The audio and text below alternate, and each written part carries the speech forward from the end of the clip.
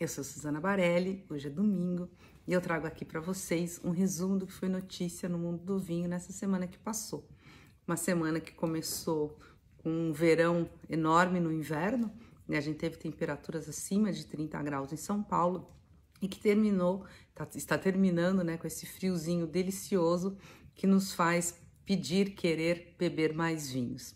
Então, né, eu aqui tô com um vinhozinho aqui para aquecer o corpo e a alma nesse domingo. Vamos lá. O assunto principal dessa semana é Chile. Tiveram uma série de eventos do Chile aqui.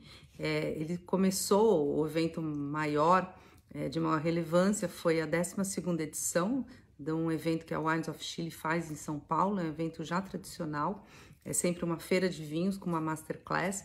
Esse ano a Masterclass coube ao Paulo Bramer, que falou lindamente sobre vinhos de extremos.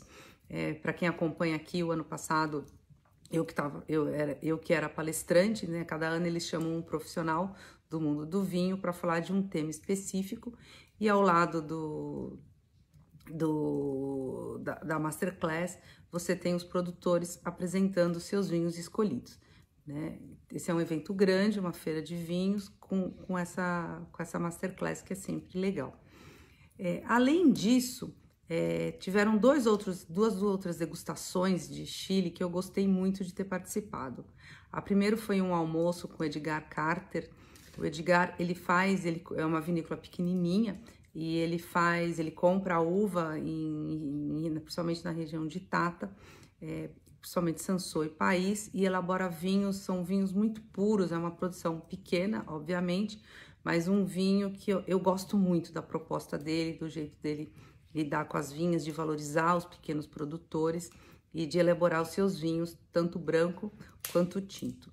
E eu também tive a oportunidade de conhecer numa outra degustação o Carlos Messa. O Carlos Messa também é chileno, também da mesma região, e ele representa aqui os vinhos da vinícola La Prometida, que é também uma vinícola de pequena produção. Também nessa região ele tem Maule, Cauquenes e Tata, adepto das práticas de vinhos com baixa intervenção.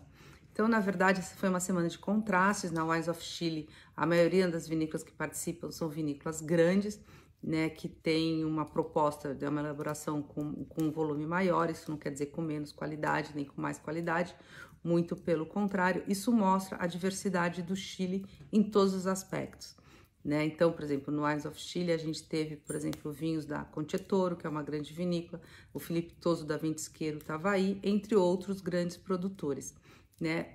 E ao lado você tem a oportunidade de provar os vinhos de menor produtor, e em geral os menores produtores, eles têm uma proposta mais assim de menor intervenção, uma produção obviamente menor, e muito focada na uva.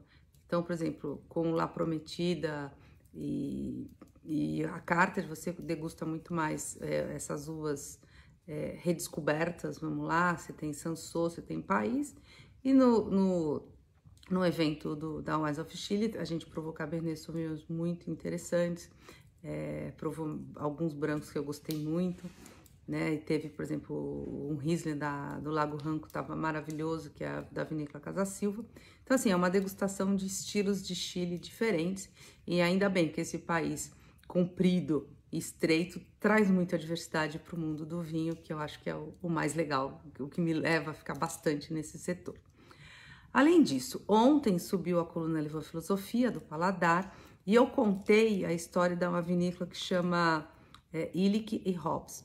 Essa vinícola, o nome são os sobrenomes dos pais do Paul Hobbs. Paul Hobbs é um enólogo que dispensa apresentações aqui no Brasil, e eu aproveitei a minha viagem de férias em julho e visitei a vinícola. Aí eu conto o que é o Paul Hobbs na região de Finger Lake. Finger Lake, para lembrar, é a região vinícola do estado de Nova York. Ela fica mais ao norte, já indo em direção ao Canadá, e ela tem esse nome porque ela tem 11 lagos, que todos eles dão a impressão de ser dedos, né? Por isso Finger Lakes.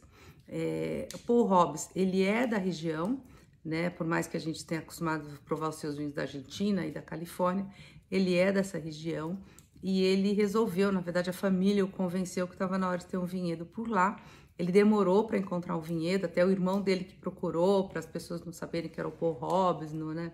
Talvez não valorizar o preço do terreno, não sei. Ele acabou encontrando um vinhedo abandonado, que não era plantado com Riesling. Ele optou por apenas cultivar Riesling e ele optou por uma técnica, ele trouxe inovações, vamos dizer, na maneira de conduzir as uvas. Então, por exemplo, o vinhedo é plantado em alta densidade, quando na região eles preferem uvas mais espaçadas, menos vinhos por hectare, ao contrário do que o Paul Hobbs faz. E ele mudou também a orientação do vinhedo. Lá a maioria dos vinhedos estão em orientação leste-oeste e ele fez norte-sul. Por que que ele fez isso? Para tirar partido, para ser favorecido com o caminho dos ventos, né? Ele está bem na beira do Sêneca, que é o maior lago da região, é um lago que não congela, e com esse vento você tem menos, evita tanto fungo no vinhedo, né? Você tem uma aeração que é boa para os vinhos. É apenas Riesling, como eu comentei, a produção está começando e é uma produção, é um vinho que eu gostei muito, assim, é um vinho mineral, aquele Riesling mais com aquelas notas de petróleo que uma pessoa mais incauta pode achar estranho, mas que combina muito com a uva e que espera-se que em breve venha para o Brasil. Por enquanto é um vinho que não está no Brasil.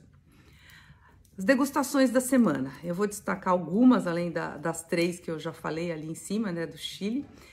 Primeiro teve uma degustação bem legal da Decanter, com o vinho primo da Luiz de Bosca. Esse vinho chama Paraíso, é um vinho que está na sua segunda safra, e aí o Paulo Cuneo, que é o enólogo, para apresentar o vinho, ele falou, não dá para apresentar tipo 2 vinhos, 19 e o 20, falta conteúdo, vamos dizer assim. Então ele engarrafou os vinhos que deram origem ao blend do Paraíso. Então a gente provou 3 Malbecs e um Cabernet Sauvignon, para entender, desse Malbec tinha essa característica que valia a pena ser ressaltada no blend, desse outro Malbec, desse Cabernet. É um exercício muito legal que eu gostaria de ter a oportunidade de fazer mais, que é quando você entende muito como é que pensa a cabeça do enólogo e essa arte de conseguir misturar vinhos e conseguir um vinho melhor, para mim é um mistério. Toda vez que eu tentei fazer isso, eu fui um desastre, mas assim, o que me faz respeitar mais ainda o trabalho de um enólogo, que eu já respeito. Mas, enfim, foi um exercício bem legal para entender mais do Paraíso, que é esse vinho premium da Luiz de Bosca. Além disso, eu tive um almoço muito, muito gostoso com a Rafaela. A Rafaela, ela é a representante comercial, embaixadora da Fatoria de Band, que é uma vinícola na região de Brunello di Montalcino, então focada em Sangiovese, vinhos da Toscana. Então ele tem, por exemplo, um vinho sem sulfito, que eu gostei bastante, e tem os Brunellos, inclusive um Brunello que tem uma história toda de mulheres que eu vou escrever em breve e contar para vocês. A outra degustação que teve, que eu gostei de participar, a Chandon, ela abriu oficialmente as suas comemorações de 50 anos de Brasil. Para lembrar, no início da década de 70, já a matriz lá na França, ela decidiu expandir as suas unidades. Ela começou primeiro na Argentina, deu certo, aí ela foi, no mesmo ano, 1973, tanto para o Brasil quanto para a Califórnia, e hoje são 50 anos. O evento foi marcado com o lançamento de uma garrafa Magnum do Excellence, que é o espumante premium que o Philippe Mevell faz, da safra de 2011. Ele inverteu, no ano passado foi lançado 2012, esse ano foi 2011, ou seja, ele está querendo mostrar que os vinhos evoluem de maneiras diferentes e não necessariamente o lançamento vai seguir a ordem cronológica. Então é um ponto interessante para chamar a atenção, e vamos ver o que mais tem de comemorações desses 50 anos e um contraste, né? Eu lembro quando eu escrevi que, por exemplo, isso foi nos anos 90, que a Chandon estava desistindo de fazer tintos e ia focar só em espumantes. Na época isso foi meio revolucionário, porque ali todas as vinícolas ali brasileiras, né, da região de Garibaldi focavam muito mais no tinto. Então é bom relembrar um pouco dessa história, dessa vinícola que hoje é uma das líderes em bons espumantes brasileiros. Além disso, eu queria chamar a atenção, ontem, sábado, eu fui para São Roque visitar um pouquinho uma feira de vinho que é o Wine Fest São Roque, se eu não me engano esse nome, que é o evento que o Marcelo Copelo e o Sérgio Queiroz promovem lá no Rio, e eles estão trazendo para São Roque. Tinha umas palestras que eu fui assistir, tem visita pelos vinhedos, pelas vinícolas, e uma feirinha de vinho. Eu fui ver, porque eu queria entender um pouco, porque aqui eu tô perto de São Roque, e aqui a gente vê assim como o enoturismo é forte, e não é forte agora desde a pandemia, ele é antes da pandemia. Por exemplo, às vezes você tem que passar em frente a Góis e tem congestionamento, assim, né, porque tá chegando ônibus de turismo e tudo mais.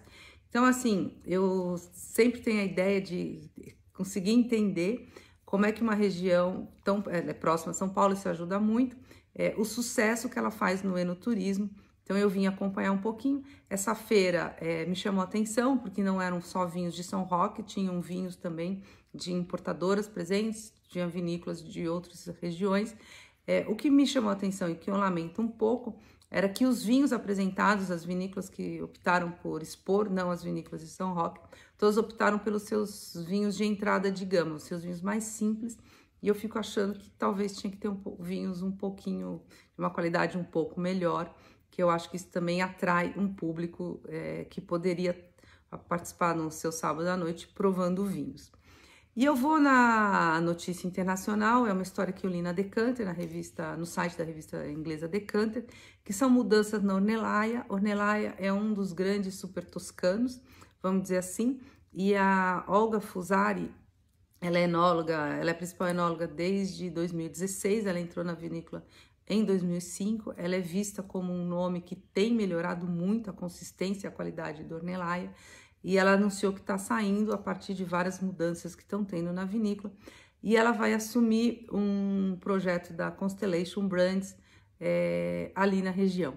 Então acho que vale a pena, é um projeto pequeno da Constellation, que a compra foi anunciada não faz muito tempo, e que provavelmente vem novidades e coisas boas por aí. É isso. Obrigada pela audiência. A gente se vê domingo que vem com um bom vinho ao lado. Obrigada.